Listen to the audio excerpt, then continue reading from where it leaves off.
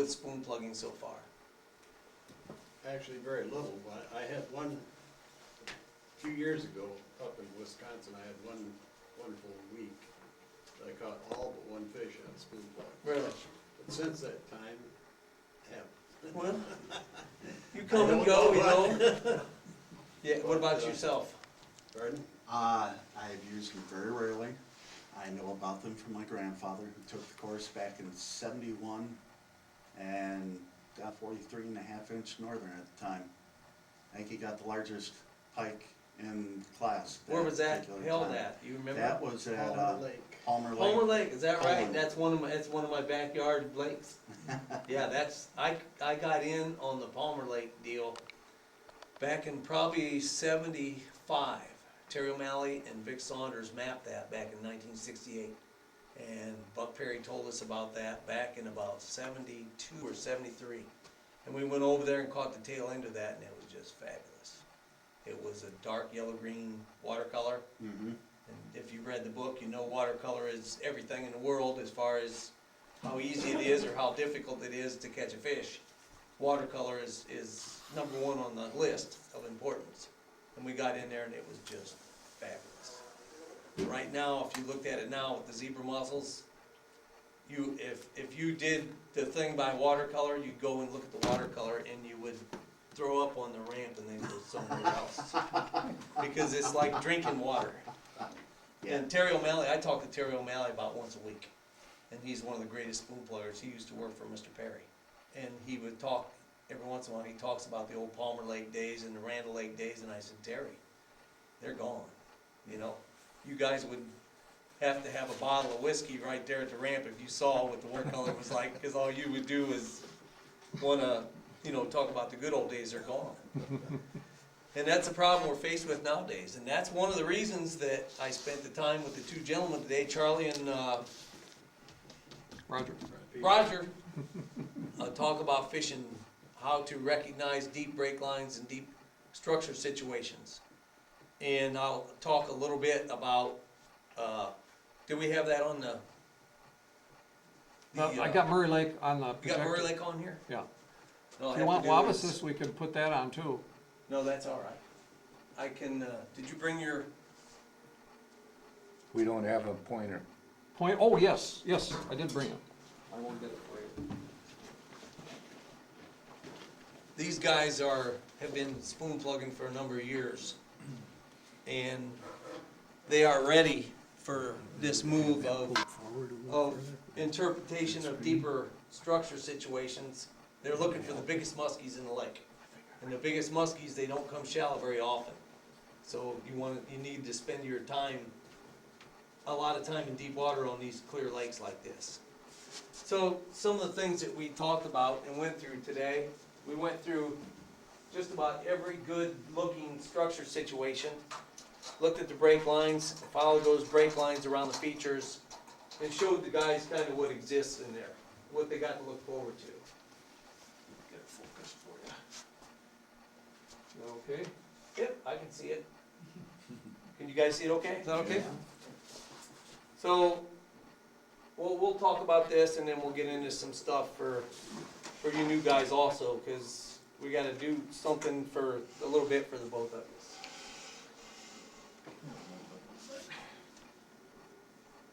There we go, okay. We'll start at the bottom left and work our way up and around the lake. Some of the structure situations we looked at, this one right here. This is a 40-foot break line right there. These guys are most of the time spending most of their time at the weed line at about 20 feet.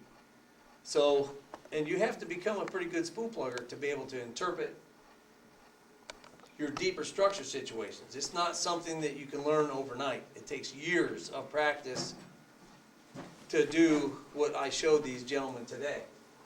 So we went out and interpreted, identified break lines, went around them, followed these around, and found these structure situations that exist in the deeper water.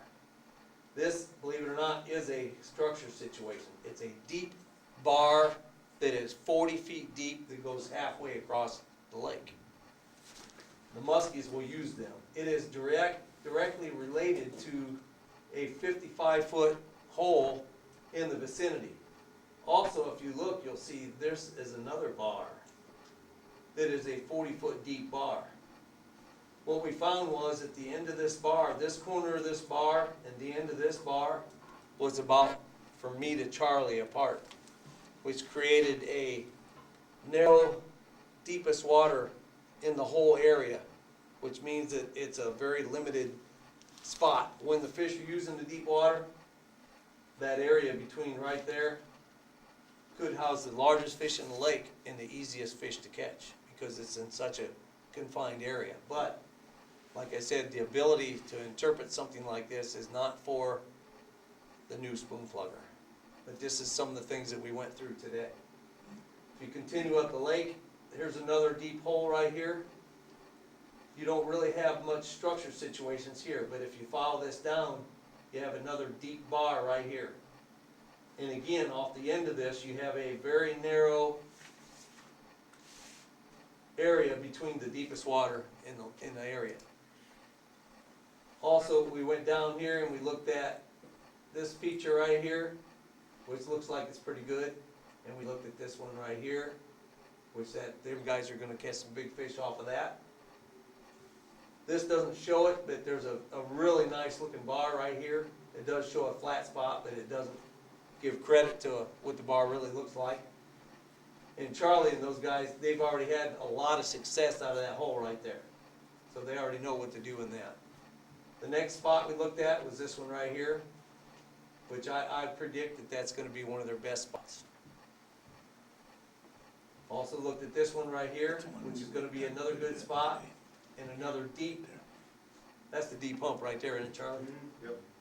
And they will probably do some good off that spot. Other than that, the rest of that is fishing water until proven otherwise. So that's what we spent the whole day, 8 hours doing today. That's how long it took to describe to them how to identify break lines and to show them what exists out there in the deeper structure situations. You younger guys that, oh, I never did get to finish, you never did say what you did. I skipped over you, sorry for that. No, that's fine, no, I bought my green book in '78 and fished a lot on one lake that my family's cottage was on, and then, just recently I got back into it, cause I have a boat available to fish at. Well, you got about 20 guys here that'll give you some testimonials that spoon plugging is the greatest thing that probably any of us, besides our women and the man upstairs, is probably pretty close to being right below those two. And all these guys will tell you that it's changed all of our lives for the better. And Buck Perry, he was a genius. He was a gentleman. He was such a knowledgeable man, and we're so lucky that he left his knowledge behind for us to have a chance to become a good fisherman. And that's what it takes. If you read the book and you believe that it's the truth and you go out and just do what it says, you have a chance to become as good a fisherman as you can be. All it depends on is how much time you have to be on the water. And that's the truth. I mean, that means everything. Time on the water means everything. And the first thing, do you have a motor, a tiller handle? So you've got, I already heard you say what you got. You got the best rigs to start out with there is. All you have to do is go out and pick a lake that's got dark watercolor and learn how to troll the shallows. That's the number one. You learn how to troll the first 3 size lures. How many times have you heard that, Don? Huh? Could you recite that in your sleep? Yeah. Huh? I used to dream about it. I think we all dreamt about it one time or another. You know, John, just to reinforce that, one of the things I asked Buck one time, I said, what if you could only have one lure in your tackle box? Only one. He said, what would it be? I asked him. And I figured for sure he'd say 100. He said, 500. He says, I'll learn more with that than any other lure. And that's amazing, isn't it? Yeah, 2 to 4 foot. Yeah, it's amazing. Well, Terry O'Malley says, if you're having trouble catching fish, throw everything else off to the side and run them first 3 lures. You'll catch fish. He said, you might not catch any big ones, but he said, you won't get skunked. You will not get skunked. So that's what all of us is learn how to do. We all learn how to troll the shallows right off the bat. And after that, you learn about structure situations, you learn about movements of fish, you learn how watercolor affects the movements of fish, you learn how you watch the weather, and you learn how the weather dictates the movements of the fish. How far they move shallow, how long they stay, is dependent upon the weather and water conditions at that particular time. The problem we have now is Mr. Zebra Mussel. I mean, it's taken a lot of our good lakes, they had good watercolor, and is making them drinking water lakes. So what that's done is forced a lot of us, or all of us, to learn how to use wire line. And not only that, a long time ago, you could bump the bottoms in a lot of our lakes. They didn't have any weeds. They had good watercolor. 8 to 10 foot was hard and clean, like as hard as this concrete floor. So now it's got weeds down to 20 feet, and it's got moss on the bottom. It's got weeds on the bottom. Some of the moss may grow down to 40 feet. And you'll find that in a lot of the clear lakes, the drinking water lakes. So that creates problems for us as a fisherman. But we still have wire line, and we still have the knowledge to go downstairs, which is what we have to do to make a catch now. Years ago, we could catch all our fish right there at the weed line at 10 feet. Now we probably have to go clear out here. And it's a lot harder to do. It takes more time to interpret what's there. It's harder to control lures at those depths. If you can't walk the bottom, you can't make the fish take the lure as readily as if you could bump the bottom. So you're looking at a lot of negatives, but it's not that it can't be done. So we all kind of have to look to get better at this at one time or another if we're going to catch fish in the future. Because, I mean, we got another problem we have in our area is the rich folks move to the lakes, and they don't like their children swimming in them weeds. So they come out and they take the money and they give it to the guys that spray the weeds, and they come out there and they spray the weeds, and they don't care if it's right in the heat of the spawning season. They spray them anyways, and they may do it 4 or 5 times a year. And we got that to face. Now, you can't go to a lake and change the whole environment of the lake and expect nothing to happen. So that's something else that we're having to deal with also. And we're dealing with, there's more people fishing, more bass boats, more jet skis. But if you and I get good enough, we can still go out there and catch us a mess of fish. And that's what it's all about. I mean, there ain't a one of us that's not here because we want to get better. I mean, all want to get better at our fishing. I'm included in that. That's why we work hard at it. We believe in it, and we do what the book says, and we get better. And you never can get to a point where you can't get better. So you new guys, it's as easy as falling off a log, man. You go out, you find your lake that still has good watercolor, and there's still some out there like that. And you learn how to troll the shallows, and then when you get good at that, then you move out a little deeper, and you learn how to troll the in-between depths, and then you'll find bars and structure situations. You'll learn how to throw markers. You'll learn how to make straight line passes. Then after you learn that, then you learn how to fish the deep water, and then you become a pretty good fisherman. And then you're in with the rest of this bunch. So that's what it's all about. It's all about getting better. It's all about sharing. That's what the clubs are all about. The clubs are all about so you guys that have never done it before can come in, and we can share the knowledge with you, and you can go out and be as good as you want to be. There's no other clubs or fishing group in the whole wide world that'll do that for you. We're the only one, as far as I know.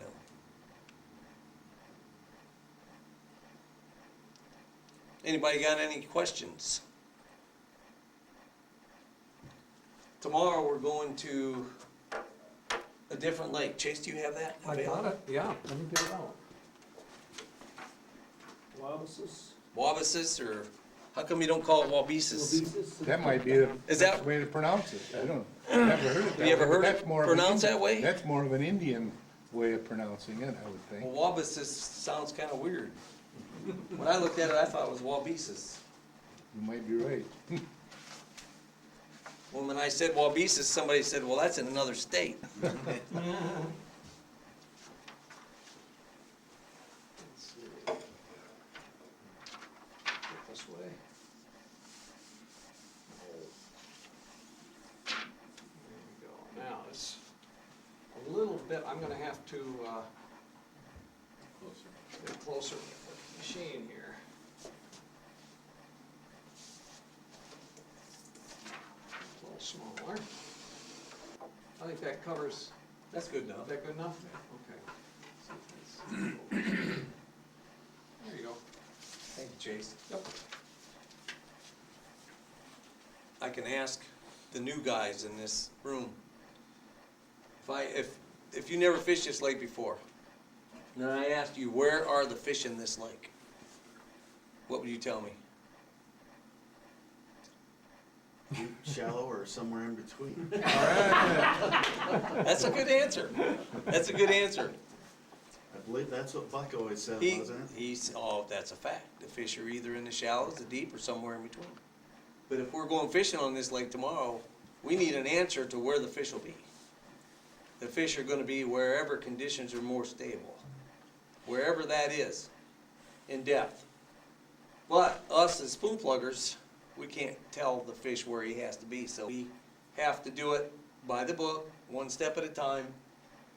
Me being new to this lake, I have to take these gentlemen out on this lake tomorrow and show them how to catch fish on this lake. So I have to have some guidelines that I can go by to teach them how to catch fish. One of the quickest things that Mr. Perry says is you take, you take the deepest water in the lake, almost shot myself. Take the deepest water in the lake, or the deepest water in the area. So we've got a 57-foot hole, we got a 52-foot hole, here's a 47, and you look at what goes into that hole. So look at this. This is fairly close to that hole. There's a big bar, and it's fairly close to that hole. Here's a bar, and that's fairly close to that hole. What about the other side? Into this hole, there's a bar that you could say is related to that hole. This is somewhat related to that hole. There's a hump. And then you have this shoreline, which is fairly steep and deep, but it's still on this side of that hole. So you can say these are the places that I need to check out that all lead to this hole. That's where we start. Now the fish may be shallow, deep, or somewhere in between. We don't know that until we fish it. So we always start at the weed line, whatever depth the weed line is, and we work progressively deeper until we locate the fish. One of Buck's guidelines says, if you're not catching fish, you're not fishing deep enough. And we all should pay attention to that. If you're not catching any fish, either your depth is off or your speed is off, one or the other. Because you can't catch fish unless you have depth and speed occurring at the same time. So if you're not catching any fish, your depth is off. Not necessarily depth in feet, but depth meaning where the fish are in feet. Either your depth is off or your speed is off. So you have to consider all those things when you're fishing throughout the day. There's a 52-foot hole, and you got a little hump out here, and you got a bar, you got another bar, got some stuff over here, you got a big wide bar here, but that's more related to this hole. But that's how we go about an interpretation of a body of water. And all these guys look at this, they're all thinking the same thing I am. Yes, this is the way we all do it. If you put all of us on this lake right here and turn us all loose, we're all gonna end up on the best 2 or 3 spots in the lake. We're all gonna be fighting for that one spot. After we look at it, there's no doubt Roger and me, we'd be fighting for probably that one right there, wouldn't we? I'll let you have it. You would? Yeah. You probably got a better spot. But this spoon plugging is all about guidelines, following the guidelines, and we have the guidelines. Tell them We- about the lighthouse structure. They- Just pointed to it. Well, these guys, I've never seen this map before. And Charlie and Roger both agreed that the lighthouse point, they wanted me to fish the lighthouse point because it was their feelings that, and they both fished just like, that the lighthouse point was the best structure in the lake. And I had no idea what one was a lighthouse point, so I told Chase at his house, I marked a few spots, and I said, Chase, this has got to be the lighthouse point, because the biggest northerns in the lake will probably come up right here. That looks like the best spot in the lake to me. And what did Roger catch off of that lighthouse point? Roger got 38 last weekend he got a 38-inch northern, that's a pretty nice northern. But without knowing, I guessed that was the lighthouse point, and they both said, yeah, that is. Which was pretty interesting, that I've never seen the lake before. But evidently it's a good one. But we've all been spoon pluggers for years, so you know it's something that is long lasting and not a bunch of bull crap, here today, gone tomorrow. It's all about, you have to learn how to troll first, and then you cast. You learn to troll to find the fish, then you put your anchor down and you cast and you catch every one of them. And buddy, you haven't lived. That's the ultimate goal for spoon pluggers, to get into a school of big fish. It doesn't matter what they are. They could be bass, walleyes, northerns, but that's the ultimate goal, to get into a school of fish and with each and every cast have a lunker. And once you've done that, buddy, it's the greatest feeling in the world. And every time you do it, but every time I do it, still to this day, I get shaken a little bit. You know, you kind of get the giggles like a little kid, you know? And it still happens. I mean, you're under control. You have to be under control, but it's still easy to break into laughter like a little child would, you know, get the giggles. That's how rewarding this can be. You guys should join Chase's club. You should join the National, which only costs $30 a year. With that, you get a lot of information that you can't get anywhere else. It's a good little magazine. We have outings several times during the year. We have them in southern Michigan and Jackson, Michigan. We have them in northern Indiana, which is the one that we put on. Chase has one. They have an awesome outing on Muskegon Lake. They're having an outing this coming weekend at Chattanooga, Tennessee on Lake Chickamauga, which is one of the best spoon plugging lakes in the country right now. You can go to any of those outings and go up to somebody and say, would you show me how? And somebody will take you out on the lake and show you how. You can't get that anywhere else. I guarantee you, no other fishing group will give you that information. And it's all for free, basically. You know, you just join the National, and you get the rest for nothing. So what better place can you get, you know? They don't get no better than that.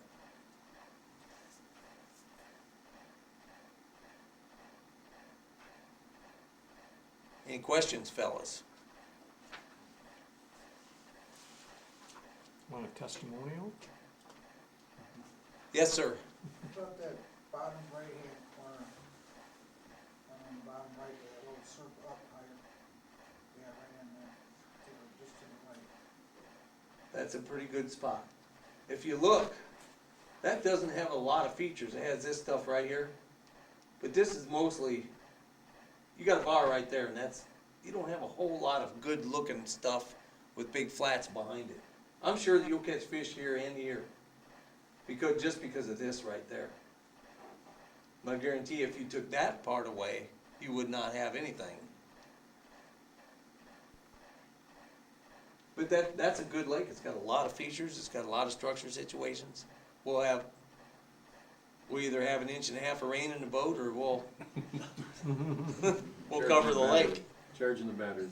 The build should be able to run. I hope you got a bill, because we're gonna need it, it sounds Why don't you like. show them the difference between the bass and the pike areas that you mentioned? Okay.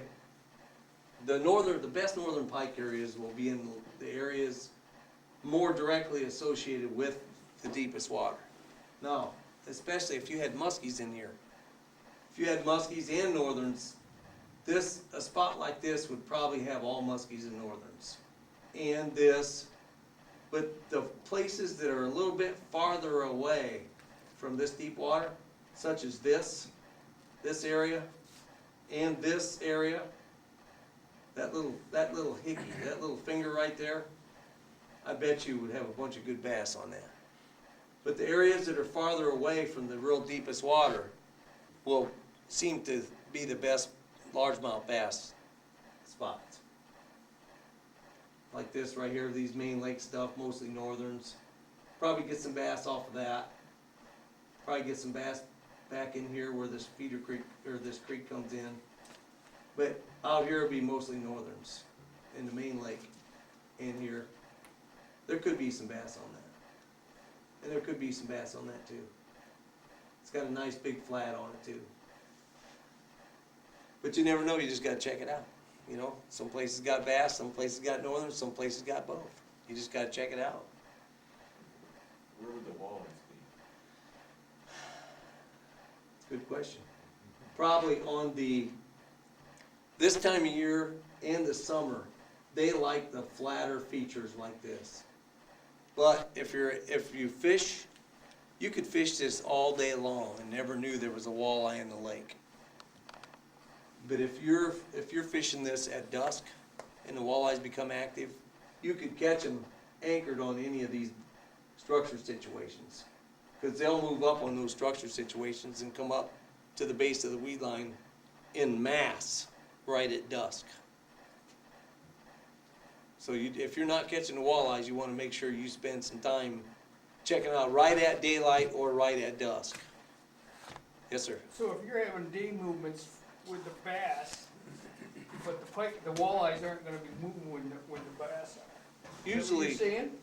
Usually walleyes are more of a nighttime, low light condition, but sometimes you'll hit them in the middle of the day. If you have a lake that's got good watercolor, like real dark watercolor, for instance, Allegan Reservoir. Now, you'll catch them right in the middle of the day, a lot of times, and you'll catch 4 or 5 pounders, right with the smallmouth. John Zaborni caught 27 smallmouth and like 9 walleyes a couple of weeks ago on there. All off of one spot. All anchored off of one spot. John, you said you would start at the weed line, and then work your way out. And would you start at the base of the weed line, or would you start at 2 feet? I would start at the base of the weed line. Just at the base of the weed line. Mr. Perry, in the books and stuff, it shows a tall weed line and it shows stacking lures and it shows all the sizes. I heard Mr. Perry say one time, if you have a 15-foot weed line, you don't have to go through all the lure sizes. If you want to stack your lures, pick a depth about halfway down from the base of the weed line and start there. And that came right from the horse's mouth. So he says you don't have to stack every size lure on down. He said if there's some fish suspended, you'll find out by picking a depth about halfway down and starting there. Then go to the base, then go to the next break line, and whatever. And go as far as you feel that you're comfortable with or can reach, one or the other. When you are talking running these 30, 40-foot break lines, how much of a step are you actually looking for? How much of a drop-off? Yeah. Some places it can be considerable, but other places you may not notice it unless you're really looking for it, as these guys found out today. I mean, some of it will be very slight, maybe only be a foot. Other places will break off pretty rapidly. So every place is a little bit different. And then to find those, are you running back and forth, say from the center of the lake toward the shore, going constantly that way to locate them first? Most of us see break lines best with a flasher unit. Some people have graphs, some people use flashers. The break lines that show up the best, most of us like our flashers because we see the break lines better with the flasher. They show up better. We see the break lines the best by running from the shallows towards the deep water. Now you can see them running the other way also, but not quite as good. You'll see them better by running from the shallows straight out towards the deep water. What you're looking for most of the time is a more considerable increase in depth. Like, let's say it's going down like this, and then all of a sudden you'll see it. The only way I can explain it is to say it gets nervous. You'll see it and it'll go like this, hesitate, and it'll go like this, and then it'll pause. That was a break line you just saw. So that's the best way. Those guys said to you, you can describe it, but you don't know really until you're looking at it and see it. That's how I can best describe it, is you look at your blip, and when you look at it, here's the zero. You look at it, if this is the width of your blip, you look at the side that faces the zero, but you're also looking at the width of the whole blip you're seeing. You want to see that, plus you want to see what happens on this side, the zero side of the blip. So you want to watch all that at once. And you watch, it'll go down. When you hit a break line, it'll go like that. It'll pause and you'll see it go like this. And if you have a break line, let's say it starts at 20 feet and goes all the way to 30, but it's not real quick, it could go like this. It could start at 20 and go like that, and it'll little break lines all the way down. And when it stops and then flattens out, that is the base break line. So if you can picture the side view, you have your drop off. Let's do it like this. This is easier. Goes down, all of a sudden you have a break line that occurs. That's where you get your hesitation in your blip.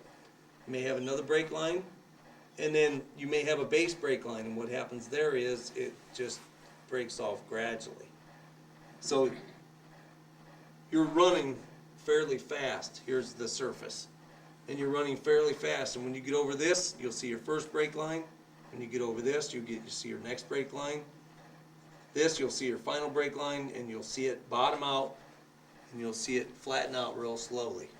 Right here is called the base break line. That's a real key spot. Most of the time, your biggest fish in the lake will not come shallower than that right there.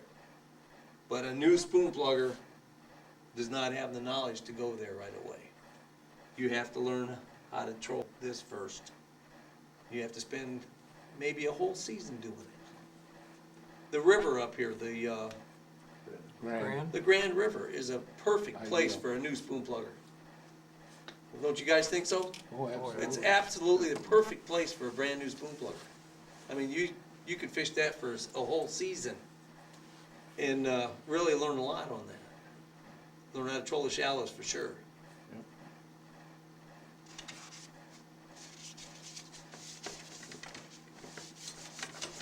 Well, that's a fresh one.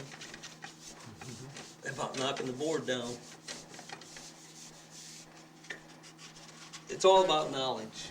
And when you first start out, you have your doubts about whether you're doing things right.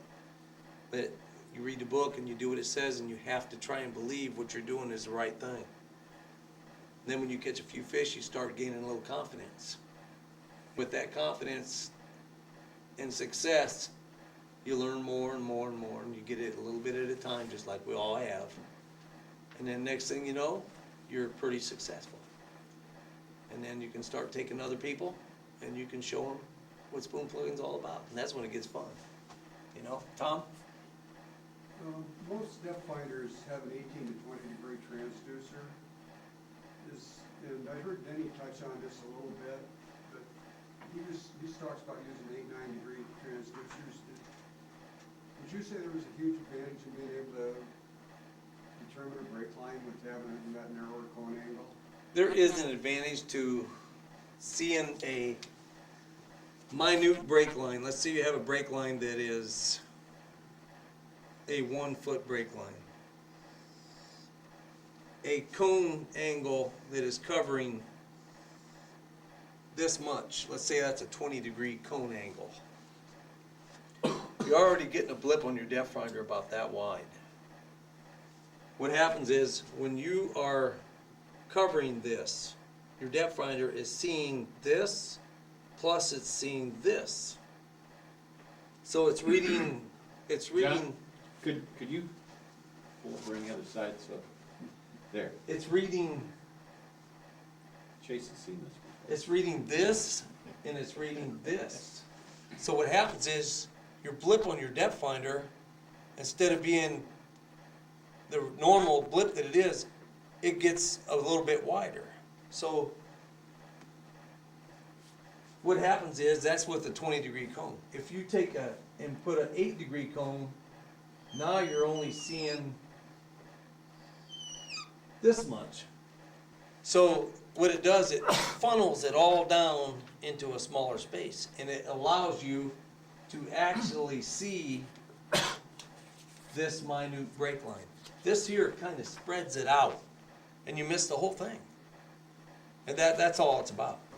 I have a Vexilar, and mine has a 19-degree cone and a 9-degree cone. I have a dual cone on mine. All I have to do is flip a switch. So when I'm checking the shallower break lines, I use a 19-degree cone.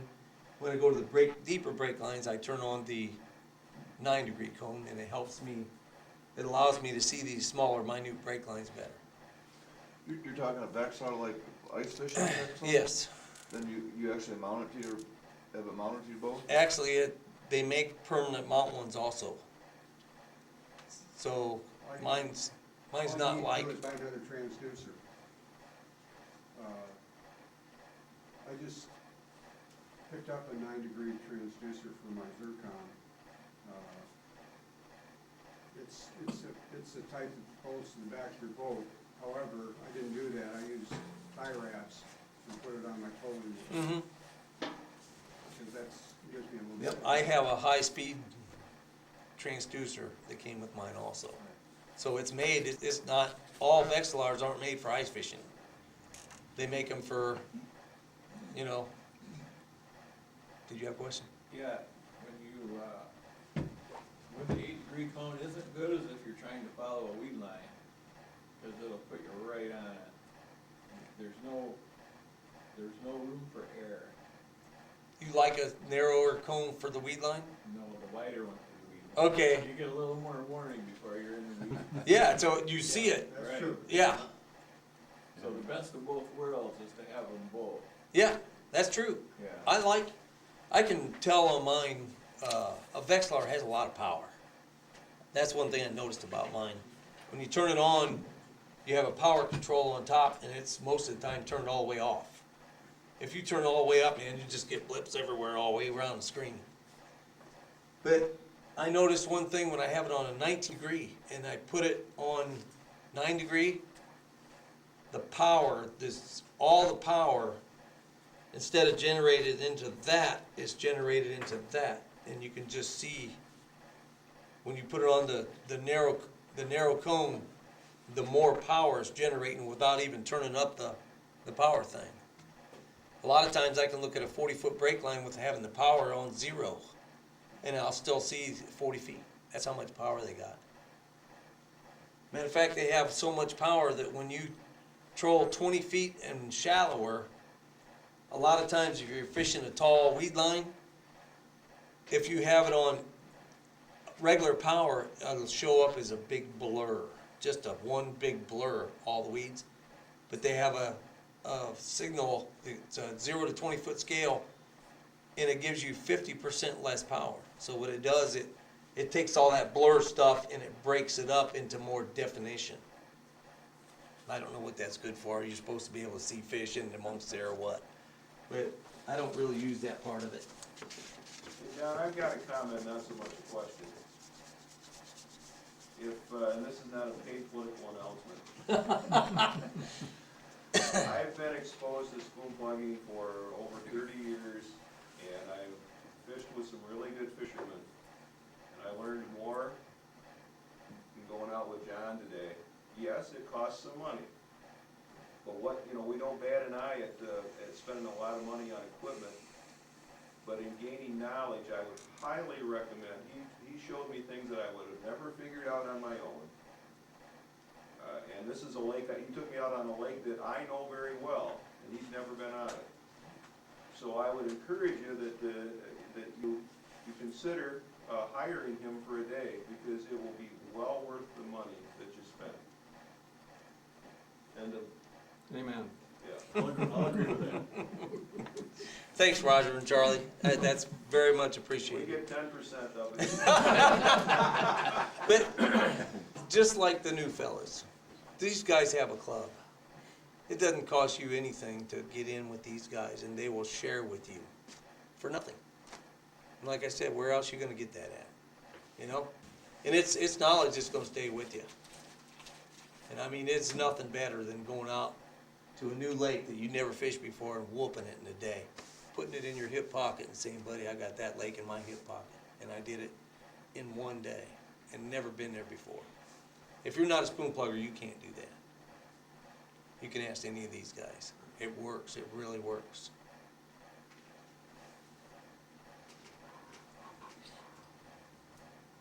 And you guys have the right boats for it. I started out with a John boat with a 5.5 horse Johnson. Thing had sides on it about that tall. I don't know how I'm still here. I had a trailer that was so bad that when I had a flat tire, I took the boat and tied it on the car and left the trailer laying. That's how po I was. We got you beat there. We not only did that, then we came back and threw the trailer in the truck and brought it home. Yeah, I did with what I could do with back then. But those were still the good old days, man. There was way more fish back then than there is now. I mean, it was far easier back then than it is now. We had schools of bass that was untouched. Nobody had touched them for years, ever. Nobody touched them.